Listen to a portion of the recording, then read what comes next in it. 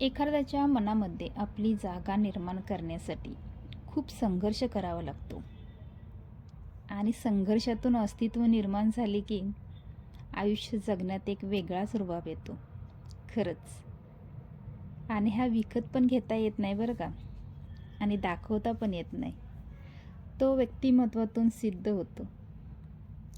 लाखात एक वाक्य हो, जे घडलंय ते सोड, जे घडवायचं आहे त्यासाठी लढ.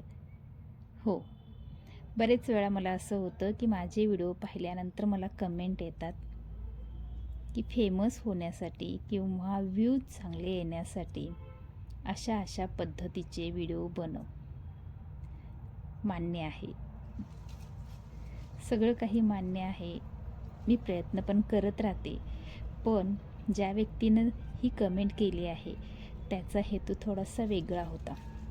हेच मला एखादा आपलेपणानं जर तुम्ही सांगितलं असतात तर त्यावर मी कामही केलं असतं, मनावर पण घेतलं असतं, थोडंसं व्हिडिओमध्ये सुधारणा पण केली असती.